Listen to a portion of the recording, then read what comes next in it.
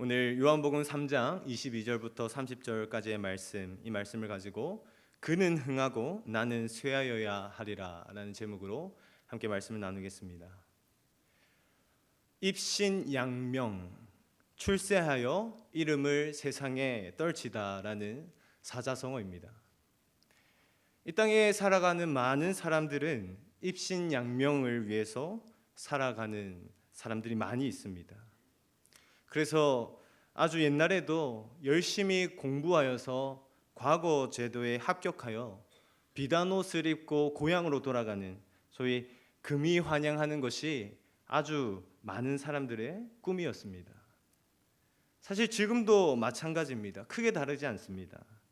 물론 지금은 입신양명이라는 단어를 사용하기보다 성공하다라는 단어를 많이 사용하는데요. 그러나 성공하다라는 말이나 입신양명하다라는 말이나 결국 뜻은 비슷합니다. 무슨 뜻입니까? 세상에 나가서 자신의 이름을 널리 알리며 성공하여서 유명해지자라는 그런 뜻입니다. 그렇습니다. 인간은 근본적으로 출세하기를 원합니다. 세상에 나가서 성공하기를 원합니다. 많은 사람들이 자신의 이름을 알아주기를 원하고 많은 사람들의 인정과 관심을 그렇게 갈망하며 살아갑니다. 그러나 하나님의 나라, 성경은 정반대의 가치관을 이야기합니다. 우리 마태복음 18장 4절 말씀을 함께 확인해서 읽어보겠습니다. 같이 읽습니다. 시작. 그러므로 누구든지 이 어린아이와 같이 자기를 낮추는 사람이 천국에서 큰 자니라. 아멘.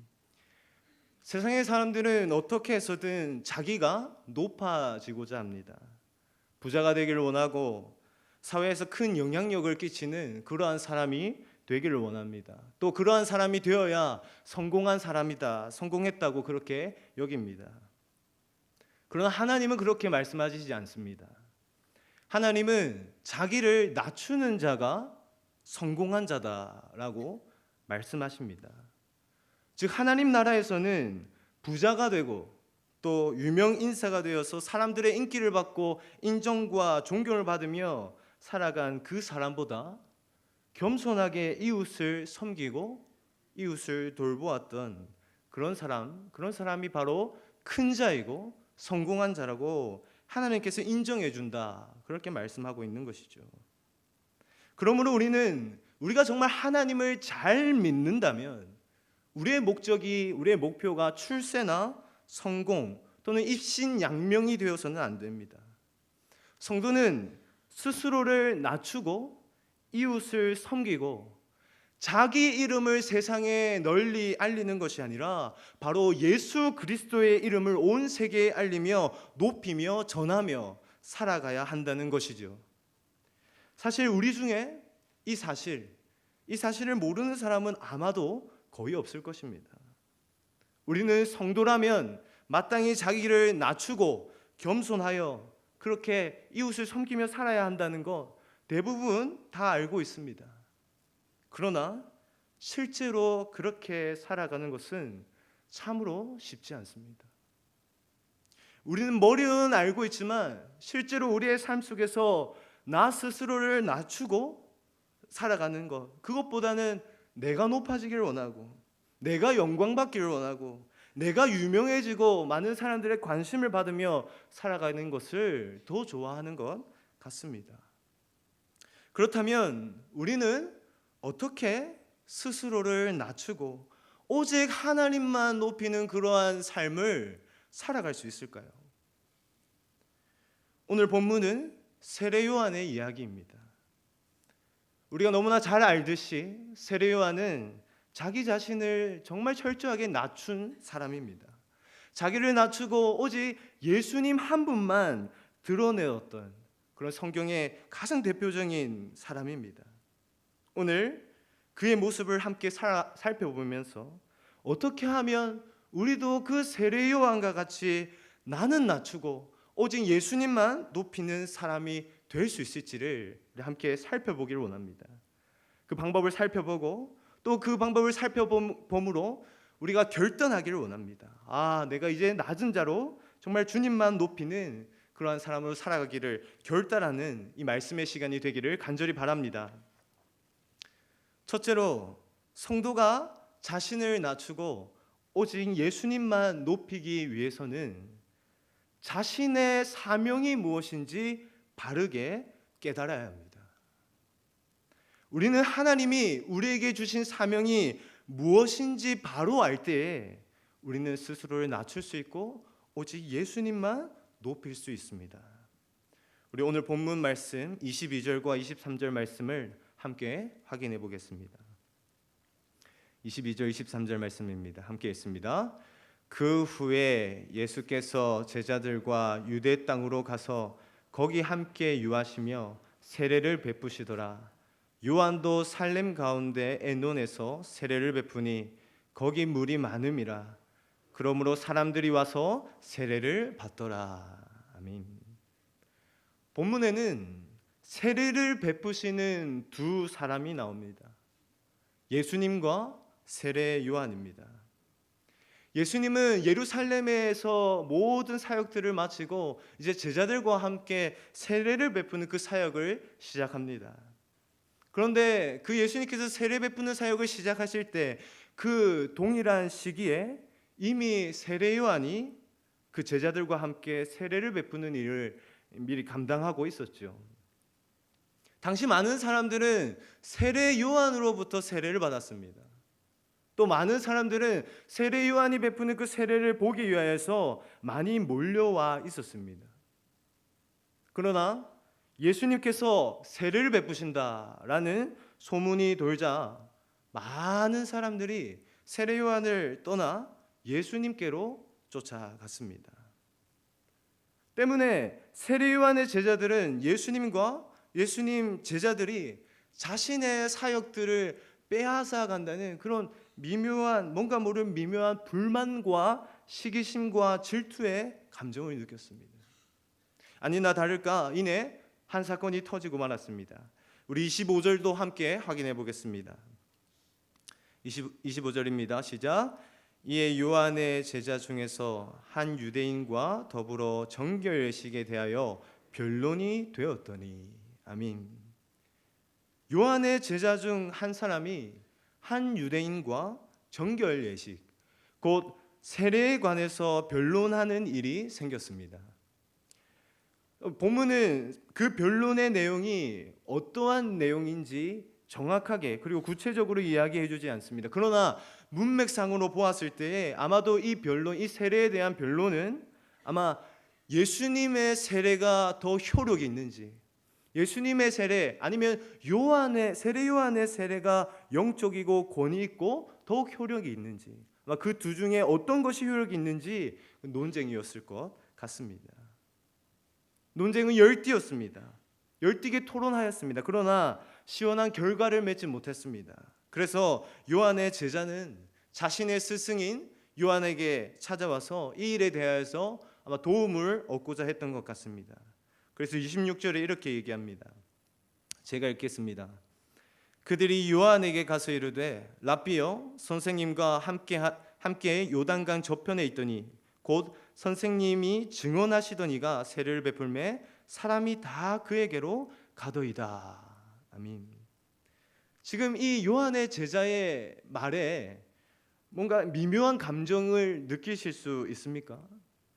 지금 이 요한의 제자, 이 제자의 그 마음에, 이 고백에는 예수님에 대한 불만과 질투심이 담겨져 있습니다.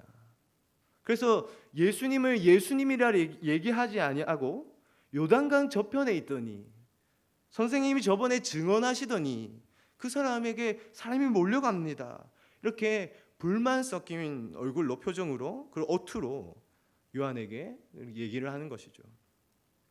아마 이 요한의 제자는 자신의 스승인 그 요한에게 이런 얘기를 하면 요한이 맞장구를 치면서 그래, 그러면 안 되지 하면서 예수님께 대한 부정적인 그런 증언, 그런 충고를 해줄 것으로 예상하고 기대했던 것 같습니다. 그러나 요한은 이렇게 대답합니다. 우리 30절 말씀을 함께 확인해서 읽어보겠습니다. 30절입니다. 시작. 그는 흥하여야 하겠고 나는 쇠하여야 하리라. 아멘. 요한은 분명하게 얘기합니다. 예수님은 더욱 유명해져야 돼. 예수님께 더 많은 사람들이 가야 해. 예수님의 이름이 더 높아져야 해. 그러나 나는 점점 사람들에게 잊혀져야 해. 나는 점점 높임을 받지 않고 역사 속으로 사라져야 해. 세례 요한은 그렇게 자신의 제자에게 고백합니다. 여러분, 이 세례 요한의 고백은요, 그러면 좋고 아니면 어쩔 수 없고 이러한 얘기가 아닙니다. 그는 반드시 그렇게만 해야만 한다고 얘기하고 있는 것입니다. 사실 우리 성경에는 조금 그것이 덜 강조되어 있는데요, 영어 성경을 보면 요한의 그 고백의 그 어조가 얼마나 강한지 잘 표현하고 있습니다. He must increase, but I must decrease 라고 얘기를 합니다. must라는 단어를 이야기하고 있다는 거죠.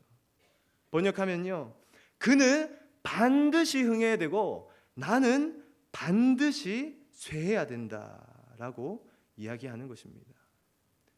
예수님은 어떻게 해서든 더욱 점점 영광을 받으시고 예수님은 더욱 이름이 알려지며 예수님의 제자들은 더욱 많아져야 한다. 그러나 나는 점점 영광을 잃어야 하고 나는 점점 역사 속으로 사라져야 한다 라고 요한이 고백하는 것입니다. 여러분, 이 요한의 고백은, 그 말은 그냥 거칠애로 겸손을 떠는 말이 아니었습니다. 그는 진심이었습니다. 진심으로 나는 철저히 낮아져야 하고 예수님만 높아져야 한다, 그렇게 얘기합니다. 성도님 여러분, 어떻게 세례 요한이 이렇게 말할 수 있었을까요? 그는 욕심이 없이 태어난 사람이었을까요? 세례 요한은 태어날 때부터 성심이 너무 좋고 착해가지고 마음이 너무 너그러워서 이래도 좋고 저래도 좋고 상관없이 그런 마음을 태생으로 가졌을까요? 그렇지 않습니다. 세례 요한이 그렇게 자신을 낮추고 오직 예수님만 높일 수 있었던 것은 그 자신의 사명이 무엇인지 분명하게 알았기 때문입니다. 우리 28절 말씀도 한번 확인해 보겠습니다. 본문 28절입니다. 함께 읽습니다. 내가 말한 바 나는 그리스도가 아니요 그의 앞에 보내심을 받은 자라고 한 것을 증언할 자는 너희니라. 아멘. 세례 요한은 분명하게 말합니다. 나는 그리스도가 아니다. 나는 그저 그분이 가는 그 길을 준비하고 그 앞에 예비하는 광야의 소리일 뿐이다 라고 고백하는 것이죠. 세례 요한은 사실 요한복음 1장부터 계속해서 말했습니다. 나는 그의 신발끈을 풀기도 감당하지 못하는 그러한 사람이다. 나는 엘리야도 아니고 나는 메시아도 아니며 내 뒤에 오는 자가 바로 메시아이다. 나는 단지 그분의 오실 길을 미리 준비하는 하찮은 그 광야의 소리일 뿐이다. 여러분, 그렇게 고백을 합니다. 세례 요한이 한결같이 자신이 어떠한 사람이고 또 자신이 어떠한 사명을 받은 사람인지 그렇게 분명하게 고백했습니다. 세례 요한이 자신의 사명이 무엇인지 분명하게 알았기 때문에 자신의 그 사랑하는 제자들이 예수님을 따라갈 때에도 그는 속상해하지 않았습니다. 요한은 자신의 사명이 내가 영광을 받는 일이 아니라 내가 주님께 영광을 올려드리는 그 일이 나의 사명이라는 것을 분명히 깨달았기 때문에 자신에게 그렇게 열렬히 응원하고 좋아했던 그런 팬들이 다 떠나 예수님께 갈 때에도 질투하거나 시기하지 않습니다. 자신이 주목받지 못하고 자신은 많은 사람들에게 잊혀지고 힘을 잃어갔지만 하나님의 나라가 굳건하게 서고 또 예수 그리스도의 그 이름이 만방에 전파되는 그 일이 자신의 사명이기 때문에 그는 그것이 당연하고 합당하며 더욱 그러한 일이 풍성하게 일어나야 한다라고 고백할 수 있었던 것입니다. 사랑하는 성도님 여러분, 우리는 세례 요한처럼 오직 주님만 높이는 그 사명을 바르게 가지고 있습니까?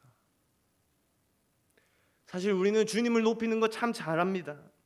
목소리 높여서 찬양도 하고요, 손을 들고 기도도 합니다. 또 형편이 되면 꽤 많은 액수로, 많은 금액으로 하나님께 헌금도 드립니다. 그런 일 정말 잘합니다. 그러나 우리가 낮아지는 것은 우리가 견디지 못합니다. 무슨 말입니까? 하나님을 높이되 나도 높아져야 하겠다라는 것이죠. 사람들이 나를 인정해주지 않고, 또 내가 관심받지 못하고, 또 다른 이가 더 관심받고 사랑받을 때 우리는 그것을 참아보지 못한다는 것입니다. 내가 나름대로 교회에 열심히 봉사하고 섬겼는데 사람들이 인정해주지 않을 때, 교회에 사랑이 없고 교회에는 관심도 없다, 그러면서 시험에 빠지고 낭망하는 사람들이 있습니다. 또 다른 한편으로 교회 안에서 누군가가 정말 열심히 귀하게 섬기고 봉사해서 좀 주목을 받고 또 사람들의 인정과 칭찬을 받으면 정말 귀하다, 정말 더욱더 이런 일이 많이 있어야 된다, 더욱더 많은 사람들이 이렇게 봉사하고 섬겨야지, 그렇게 격려하고 축복하기는커녕 질투심에 비난하고 깎아내리는 그런 연약한 모습이 있는 것이 바로 우리의 모습이 아닙니까? 아이고 저것도 한때다, 한때. 저러다가 금방 제풀에 지칠 거야, 얼마나 가는지 한번 보자, 나도 예전에 그랬다 하면서 그렇게 깎아내리는 마음이 드는 마음은 왜 그렇게 드는 걸까요? 우리가 교회의 일을, 그 교회의 일을 하나님이 주신 사명으로 감당하지 못할 때 우리는 그러한 마음을 가지게 됩니다. 우리가 하나님의 일을 한다고 하면서 우리가 자기의 일을 하고 있을 때 우리는 그것으로 불만을 느끼게 됩니다. 우리 하나님만 영광 받으세요 라고 말은 하면서 나도 영광 받고 싶습니다 라고 소원할 때 우리는 그렇게 연약한 모습을 보이게 된다는 것이죠. 사랑하고 존경하는 성도님 여러분, 우리는 주님을 위해 살라는 사명을 받은 사명자인 줄 믿습니다.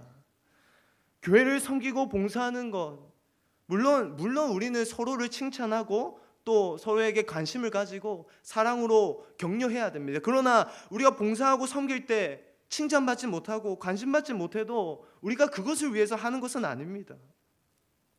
그렇다면 우리가 교회 안에서 내가 좀 낮아지고 내가 좀 주목받지 못하고 또 내가 좀 인정받지 못해도 그리스도가 전파되고 교회가 세워지고 그리스도가 높아진다면 그것을 합당한 줄로 여기고 응원하고 그렇게 해야 되는 것이 우리의 사명이 아니겠습니까?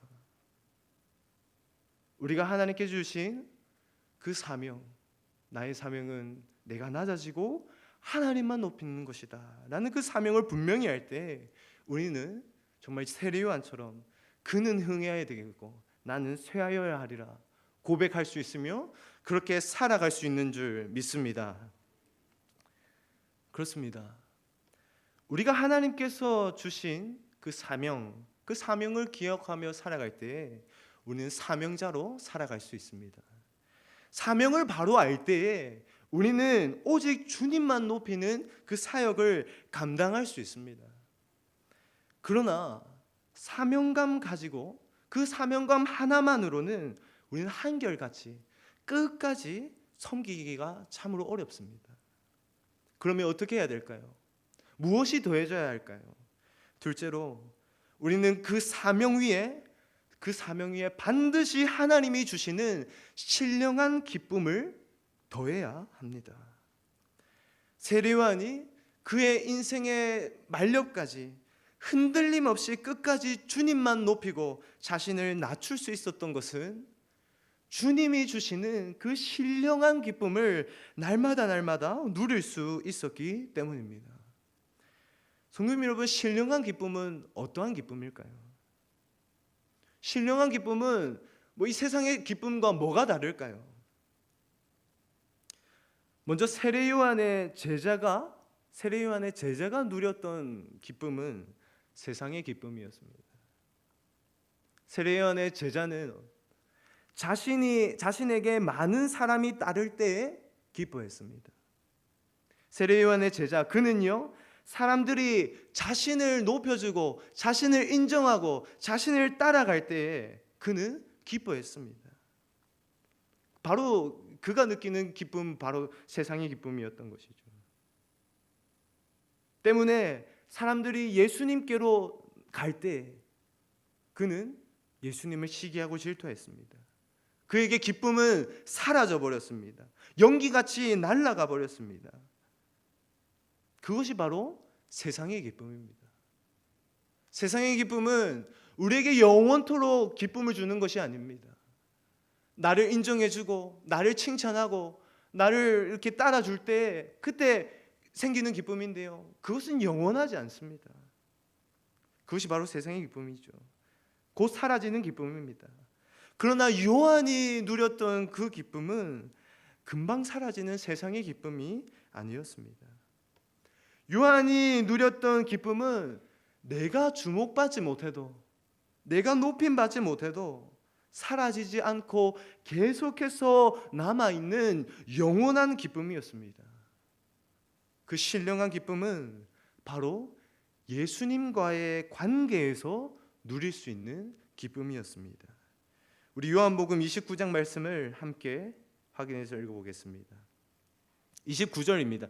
본문 3장 29절 말씀을 함께 읽어보겠습니다. 같이 읽습니다. 시작. 신부를 취하는 자는 신랑이나 서서 신랑의 음성을 듣는 친구가 크게 기뻐하나니 나는 이러한 기쁨으로 충만하였노라. 아멘.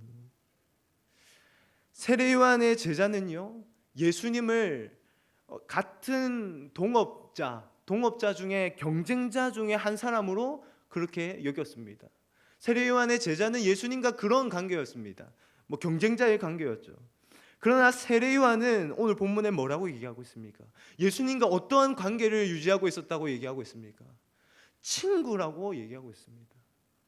성도 여러분, 친구이기 때문에 그 친구가 결혼식에 축하받는 그 자리에서 함께 기뻐할 수 있는 것이죠. 여러분, 친구가 무엇입니까? 친구는 함께 교제하는 사람입니다. 함께 대화하는 사람입니다. 사랑하고 사랑을 받고 함께 울고 우는 관계이죠. 바로 세례 요한은 예수님과 그러한 관계를 유지했다는 것입니다. 예수님과 그 인격적인 관계 속에서 함께 웃고 울며 사랑하고 사랑받으면서 예수님과 그 교제에서 누리는 신령한 기쁨이 있었기 때문에 내가 주목받지 못하고 내가 인정받지 못해도 예수님이 높아짐으로, 예수님이 찬양받기 때문에 크게 기뻐할 수 있었던 것입니다. 여러분, 신령한 기쁨, 그것은 구약에도 나오는데요, 우리 하박국 선지자가 말한 그 고백이 정말 신령한 기쁨을 잘 대변해주고 있습니다. 하박국 선지자가 뭐라고 고백을 합니까? 무화과 나무 잎이 마르고 포도나무에 열매가 없고 감람나무에 소출이 없고 외양간에 소와 양이 없어도 나는 오직 여호와로 말미암아 즐거워할 수 있다라고 고백하지 않습니까? 그 여호와 하나님과의 관계 속에서 누리는 그 신령한 기쁨, 그 기쁨을 세례 요한은 누릴 수 있었기 때문에 그는 자신이 낮아지든 자신이 높아지든 상관없이 끝까지 예수님만 높이는 그 아름다운 삶을 감당하며 살아갈 수 있었던 것입니다. 사랑하는 성도님 여러분, 여러분은 예수님과 지금 어떠한 관계에 있습니까? 아마도 우리 대부분은 그렇게 얘기할 것입니다. 그렇습니다. 저는 예수님과 친구입니다. 저는 하나님의 자녀입니다. 저는 하나님의 백성이죠 라고 고백할 것입니다. 그런데 정말로 우리가 예수님의 친구라는 것을 절실히 느끼고 계십니까? 정말 나 같은 이런 존재가 예수님의 친구가 되어서 살아가고 있다는 그 감격을 지금 누리고 계십니까? 요한복음 15장 15절은 이렇게 고백하고 있습니다. 우리 함께 이 말씀 확인해 보겠습니다. 같이 읽습니다. 시작. 이제부터는 너희를 종이라 하지 아니하리니 종은 주인이 하는 것을 알지 못함이라. 너희를 친구라 하였노니 내가 내 아버지께 들은 것을 다 너희에게 알게 하였음이라. 아멘. 우리 중에 그 누구도 예수님과 친구였던 사람은 하나도 없습니다. 우리의 본래 신분은 무엇이었습니까? 우리는 종이었습니다. 그것도 죄의 종이었습니다. 사탄의 종이고 더러움과 추악함의 종이었습니다. 그래서 우리도 알지도 못한 채 죄를 반복하여 지으며 살아가는 그런 절망적인 사람들이었죠. 그러나 하나님께서 우리를 사랑하셨습니다. 하나님께서 그 사랑으로 자신의 독생자 예수 그리스도를 우리에게 주셨습니다. 그 생명을 주시면서 우리를 죄의 종, 마귀의 종의 그 손에서 해방시켜 주시고 속량하여 주셨습니다. 그 사실을 믿기만 하면 구원받게 해주셨습니다. 그런데요, 구원이 끝이 아닙니다. 구원받은 것도 감사한데 예수님은 우리에게 손을 내미시면서 우리에게 이렇게 말씀하십니다. 너는 이제 종이 아니다. 너는 나의 친구다 라고 말씀해 주십니다. 여러분, 예수님께서 우리를 친구로 부르셨다는 것이 어떠한 의미인지 아십니까? 만약 우리가 구원받았는데 여전히 종의 신분으로 남아 있었다면 우리는 구원은 받겠지만 기쁨을 누리며 살아갈 수는 없습니다. 만약 우리가 구원을 받았지만 종의 신분에서 해방되지 못하였다면 우리는 하나님을 높이고 하나님을 찬양하면서도 그 찬양의 기쁨을 누리기보다 하나님을 두려워하는 그러한 존재로 계속해서 살아야만 했을 것입니다. 왜냐하면 종과 주인의 관계에는 사랑이 없기 때문입니다. 종과 주인의 관계에는 인격적인 교제가 있을 수 없기 때문이지요. 그러나 예수님은 우리를 그냥 종으로 두지 않으셨습니다. 우리를 친구로 삼아 주셨습니다. 자녀로 삼아 주셨습니다. 그리고 그 말은 이제 그 하나님과 우리 이 땅을 창조하시고 우리를 구원하신 그 하나님과 바로 죄인인 우리가 사랑의 관계를 가지고 인격적인 관계를 누리면서 서로 교제하며 살아갈 수 있는 그 은혜를 누리게 하셨다는 것입니다. 때문에 우리는 하나님과 교제할 수 있습니다. 하나님과 대화할 수 있고요. 하나님과 함께 웃고 하나님과 함께 울 수 있습니다. 하나님께 사랑을 받을 수 있고 하나님을 사랑할 수도 있는 관계가 되었습니다. 그 예수님의 관계 속에서 누릴 수 있는 그 기쁨이 바로 신령한 기쁨입니다. 그 기쁨은 세상에서 맛볼 수 있는 그러한 기쁨과 비교할 수가 없습니다. 사라지지 않는 기쁨이고 우리를 넘치게 채우는 기쁨입니다. 세례요한은 예수님과의 그 관계를 통해서 신령한 기쁨을 매 순간 누리며 살아갈 수 있었기 때문에 사람들이 알아주지 않아도 내 주위에 내 팬들이 떠나도 내가 비록 역사 속으로 사라진다 하더라도 주님이 나를 이해하시고 주님이 나를 사랑하시고 주님과 교제할 수 있기에 행복하고 기쁘게 살아갈 수 있으며 주만 높일 수 있다라고 고백하며 그렇게 살았던 것입니다. 사랑하는 성도님 여러분, 우리는 과연 정말 예수님의 친구이십니까? 우리 정말 예수님의 친구로서 신령한 기쁨을 날마다 누리며 살아가고 계십니까? 혹시 우리가 친구라고 하면서 일주일에 한 번도 찾아보지도 않고 대화도 안 하고 인사도 안 하고 눈도 마주치지 않고 주일에만 와가지고 잠시 인사하고 가는 그런 어색한 친구의 관계는 아니십니까? 예수님과 친하다고 하면서 예수님의 마음도 모르고 뜻도 모르고 예수님을 위해서는 나의 시간과 열정, 나의 물질도 하나도 내어주지 못하는 그런 남과 같은 친구의 관계를 가지고 있는 우리의 모습은 아닙니까? 만약 우리를 친구로 부르신 그 예수님과 진정한 친구가 되어 신령한 기쁨을 누리며 살아가길 원한다면 우리는 더욱더 기도의 자리에 나가 기도해야 합니다. 말씀을 부지런히 읽어야 합니다. 말씀을 배우고 들으며 하나님의 음성에 항상 귀를 기울여야 합니다. 매주 예배를 통해서 하나님을 경험해야 하고 내 삶 속에서 나와 동행하시는 그 하나님과 함께 살아가면서 나를 도우시고 인도하시는 그 하나님의 은혜의 손길을 우리는 경험할 수 있어야 합니다. 우리가 그렇게 할 때 우리는 예수님과의 관계 속에서 정말 신령한 기쁨을 누리면서 이 세상에서 아무도 줄 수 없는 그 최고의 기쁨을 맛보면서 우리 기쁘게 살아갈 수 있는 것이죠.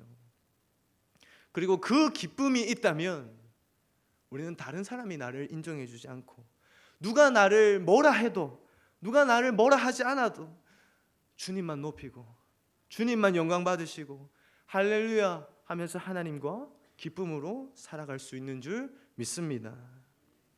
사랑하는 성도님 여러분, 사실 우리는 정말 아닌 것처럼 살아가지만 교회 안에서 내 이름이 주목받기 원하고 내가 높아지기를 원하는 것은 아닙니까? 우리가 자칫 잘못하면 하나님 높아지되 나도 높아지기 원하는 그러한 마음으로 봉사하고 섬길 때가 있습니다. 자칫 잘못하면요.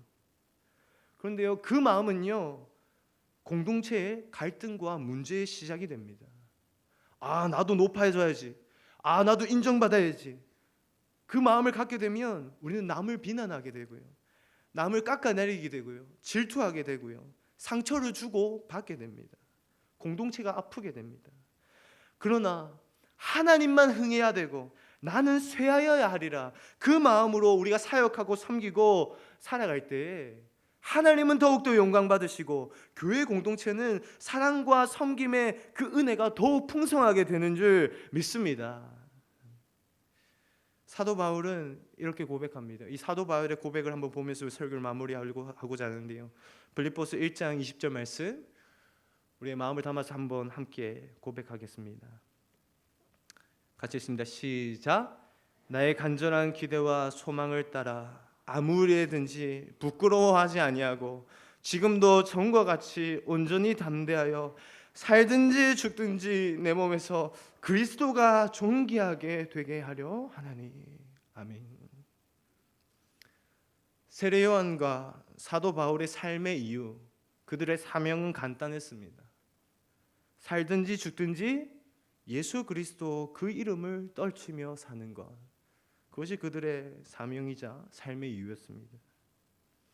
우리도 그 사명을 가지고 살아가는 저와 성도님들 되시기를 간절히 바랍니다.